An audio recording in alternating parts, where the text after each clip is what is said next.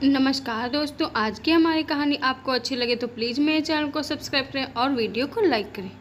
अब यही दिन देखने को बाकी रह गया था। बहू बिस्तर तोड़ रही है और 72 वर्षीय सास इतनी गर्मी में रसोई में एक पांव पर खड़ी है। जिस उम्र में मुझे बिस्तर पर आराम करना चाहिए, उस उम्र में मुझे बहू की सेवा करनी पड़ रही है। हाय रे मेरी किस्मत। मोहिनी जी जोर जोर से बोलती हुई खाना बना रही थी, वो भी सिर्फ खिचड़ी। दादी इतना चिल्ला क्यों रही हैं आप? आपकी वजह से ही तो राधिका दीदी खाना बनाने का काम छोड़कर चली गई। आपने उन्हें इतनी बुरी तरह से डांटा जो था। अब तो हाउस हेल्पर्स के ऊपर ऐसे हुक्म चलाती हैं जैसे आपने उन्हें काम देकर उन पर कोई एहसान किया। दादी, हम उन्हें सैलरी देते हैं तो बदले में वो हमारे कितने काम भी तो करते हैं। अच्छा भला आ रही थी राधिका दीदी खाना बनाने, आपको तो उनके बनाए खाने में रोज नुस्ख निकालना होता था। कल तो आपने उनके साथ कितना खराब बर्ताव किया। अपने आत्मसम्मान को बचाए रखने के लिए काम छोड़कर चली गई बेचारी।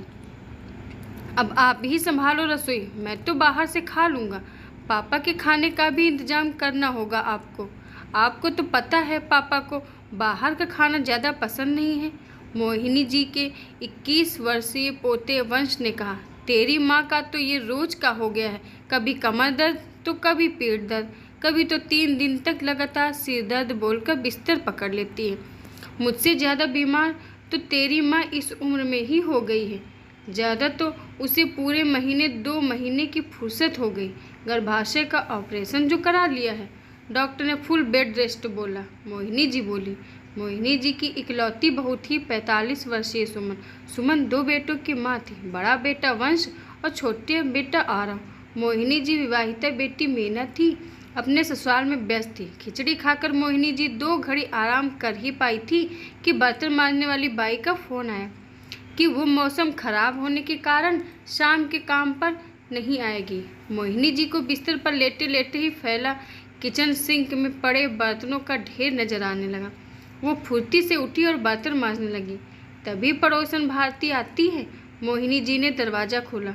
नमस्कार मौसी जी, सुमन की तबीयत देखने आई हो?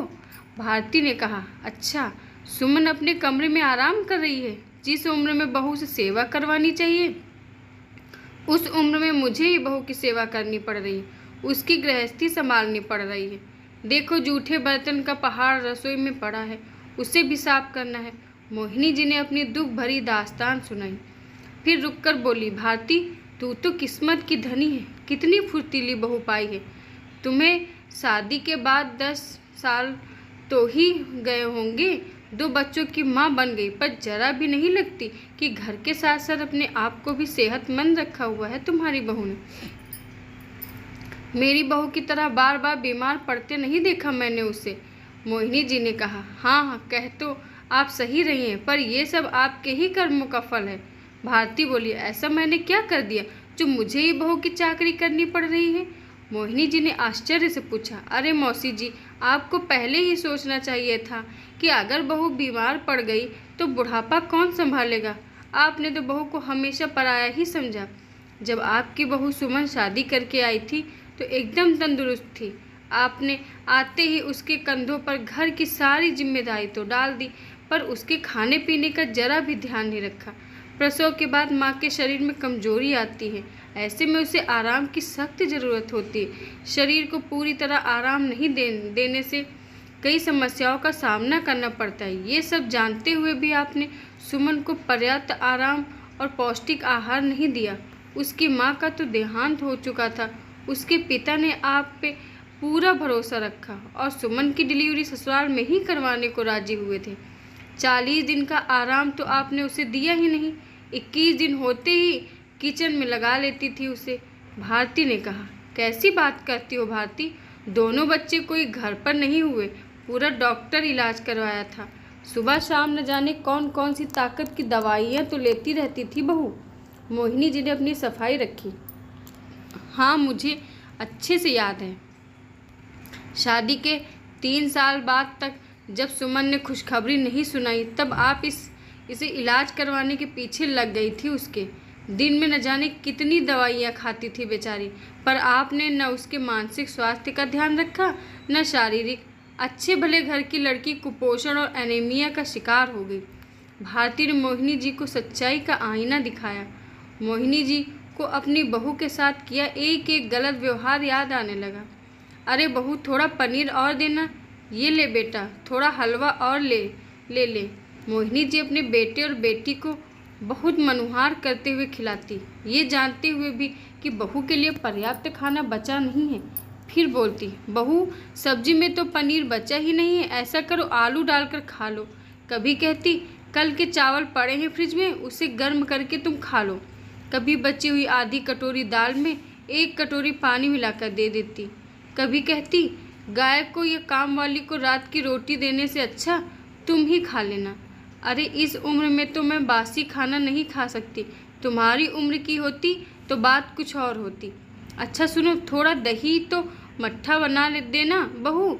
सुमन ने सबके लिए पर्याप्त मट्ठा बना दिया। जानबूझकर मोहिनी जी बहू के हिस्से का भी मट्ठा पी जाती। अरे तुम्हारे ससुर जी फल लाए हैं, अब इस उम्र में तरह तरह की बीमारियों ने शरीर को घेर लिया है, इसलिए मेरा फल फ्रूट खाना जरूरी हो जाता है। लेकिन जब हम तुम्हारी उम्र के थे तो दूध दही फल फ्रूट को हाथ तक नहीं लगाते थे। ससुराल में सबके खाने के बाद जो बच जाता था उसी से संतुष्ट हो जाते थे। मोहिनी जी अक्सर बहू सुमन से यही कहती, यदि सास ऐसा बोले तो कहाँ से किसी बहू का खाने का मन करे। सास के व्यवहार से शरीर के साथ साथ सुमन का मन भी खराब हो चुका था। पति अनिल से कुछ कहो तो वो कहते, मैं सास बहू के बीच में पड़ना नहीं चाहता। वो जानती थी कि उसकी मदद को कोई नहीं आएगा और दोहरा जिम्मेदारी निभाते उसके लिए मुश्किल होगा। सुमन जवाब तलब करके बात नहीं बढ़ाना चाहती थी। उसने पास के ही स्कूल में टीचर की जॉब के लिए आवेदन कर दिया और जल्दी ही उसे नौकरी मिल गई। तब तक उसके दोनों बच्चे स्कूल जाने लगे थे। स्कूल के साथ साथ घर परिवार की जिम्मेदारी सुमन पर ही थी। मोहिनी जी की भूमिका ना के बराबर ही रहती, उस पर भी सुमन के शरीर में पौष्टिक चीज़ें ना के बराबर ही जाती। जल्द ही सुमन कमर दर्द, पीठ दर्द, घुटने दर्द और एनीमिया का शिकार हो गई। उसने जैसे तैसे 8-10 साल नौकरी की, फिर नौकरी से इस्तीफा दे दिया। अरे मौसी जी, मैंने तो अपनी बहू को कह रखा है, परिवार का ध्यान रखने से पहले अपना ध्यान रखो। बहू की डिलीवरी के वक्त भर भर के देसी घी के मेवों से भरपूर लड्डू खिलाए उसे, ताकि कच्चा शरीर ताकत से भरपूर बन सके। अब जैसे ही बच्चे स्कूल जाते हैं तो मैं बहू को योगा क्लास भेज देती हूँ ताकि वो स्वस्थ रह सके, कमर दर्द पीठ दर्द से पीड़ित न हो, और वापस उसके आने तक बाकी का काम मैं संभाल लेती हूँ। शाम को मैं निकल लेती अपनी इवनिंग वॉक पर, तब वो रात के खाने की तैयारी करती है। अरे बहू का मन तो स्वस्थ रहना बहुत ज़रूरी है, तभी तो वो अपने बुढ़ापे में सेवा कर पाएगी। खुशी खुशी भारती ने कहा, हाँ तुम सही कह रही हो, चाहे बहू की इस हालत की जिम्मेदार मैं ही हूँ। अगर मैंने उसका शुरुआती समय में ध्यान रखा होता, आज मेरी बहू तुम्हारी बहू की तरह स्वस्थ रहती। मोहिनी जी बोली, मासी जी अभी भी कुछ नहीं बिगड़ा। सुमन को पर्याप्त आराम और अच्छा पौष्टिक आहार मिलेगा तो वह जल्दी ही ठीक हो जाएगी। ऐसे समय में उसे आपके साथ की ज़रूरत है। अच्छा खाना बनाने वाली रख लीजिए। अपने निर्देश पर सुमन के लिए उसकी पसंद का ताज़ा पौष्टिक खाना बनवाई, देखना फिर तन के साथ साथ उसका मन भी अच्छा हो जाएगा। भारती ने सुझाव दिया। मोहिनी जी ने भारती की सलाह पर अमल करना शुरू कर दिया। सास की बदलती छवि देख सुमन के स्वास्थ्य में सकारात्मक परिवर्तन आने लगे। दोस्तों, बहू बीमार है तो उसे जताएं कि आपकी उसकी फिक्र है। सास को पहल करनी चाहिए क्योंकि घर भी आपका है, बहू भी आपकी है। अनुभव और समझदारी में आप उससे आगे हैं। माना कि सास बहू के रिश्ते में ये जरूरी नहीं कि प्यार का बदला प्यार से मिले, किंतु सास की पहल बहू के दिल में एक स्थायी जगह बना लेती है। प्यार की थपकी तानों की चोट से हमेशा प्रभावशाली होती है। आशा करती हूँ दोस्तों आपको हमारी कहानी पसंद आई होगी। धन्यवाद।